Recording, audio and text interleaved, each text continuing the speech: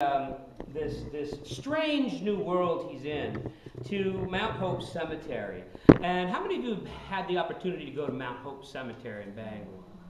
Mount Hope Cemetery was started the same year that Bangor was incorporated into a city in 1834. It's that old. And it was based upon, although there's no proof, the plan for the Mount Auburn Cemetery in Cambridge, Massachusetts. It's a garden cemetery, and it was designed so that you could go. It was designed to stop scaring people about the afterworld, the afterlife. It was designed to be a beautiful place rather than scary as hell, so that you could go there and visit the grave of your dearly departed, have a picnic, spend half the day there walking through this beautifully maintained landscape. So he gets there, and I'm going to read a little portion for you from the book. And if you've been there, I think it'll come back to you. About a mile down the road from the medical center, the turn to the area of the Bangor Mall and the Hogan Road forked. One way led to what used to be the busiest area of the two cities. The other led to a small town known as Veazey, the place his mother used to call the town of the living dead. Sorry if you're from Veazey. This had been a joke at the time, but now it made the small candles in his mind jump and flicker from the wind of imagination. He decided to take the long way to the mall, through Veazey, on the off chance that there might be anyone alive there. Driving on, he saw the entrance to the cemetery on his left. Mount Hope Cemetery. Brady had visited it with his mother a few times, not because they had any relatives there, but because it was a vast repository of local history, a showcase of a white marble forest of graves and tombs that would rival anything made later in the history of cemeteries.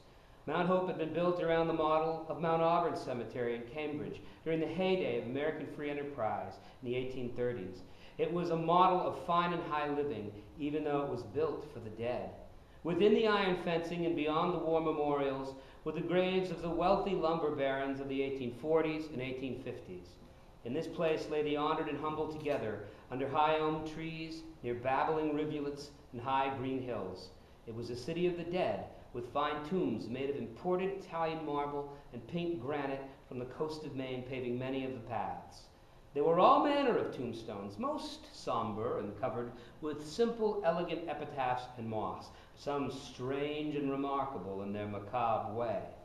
Brady recalled his mother, who loved history and read biographies, as she led him on a tour from gravestone to gravestone, saying, "See this one, Brady? There's a lock of hair from the dearly departed behind this piece of glass, sealed forever from the weather.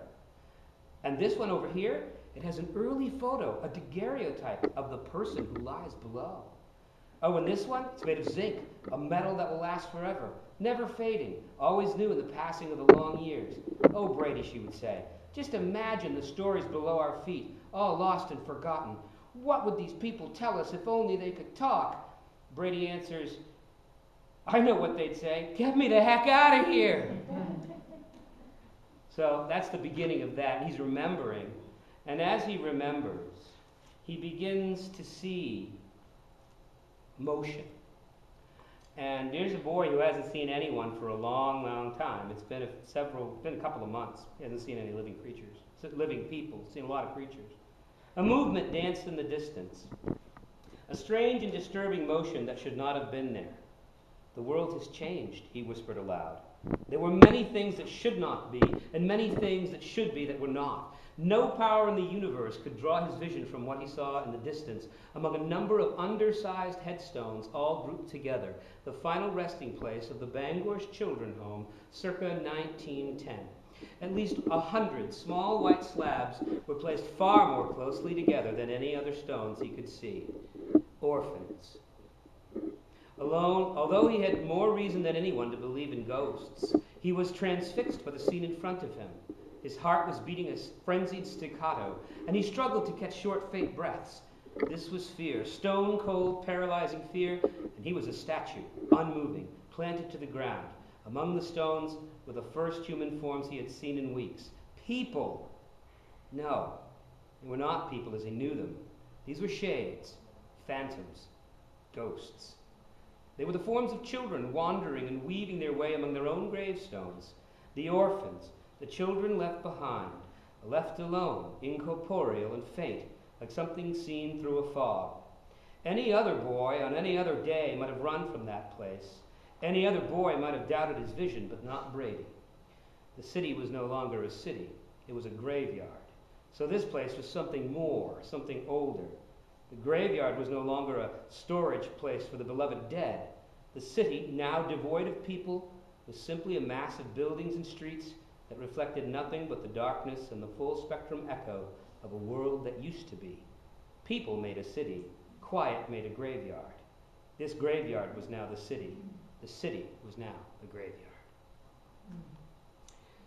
And he gets to see forms, and he realizes that he can see these ghosts, but that they cannot see him. They can see each other, they greet each other, they speak. They can't see him at all. And so he begins to feel like the ghost, until one small boy, an orphan, who's playing with a ball, a ghost ball, misses, and it rolls next to his feet, and he looks up and he sees Brady. And he says, "Are you a ghost?"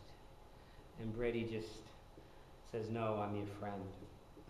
And at that point feels awful and leaves, because he never felt more alone than he has now.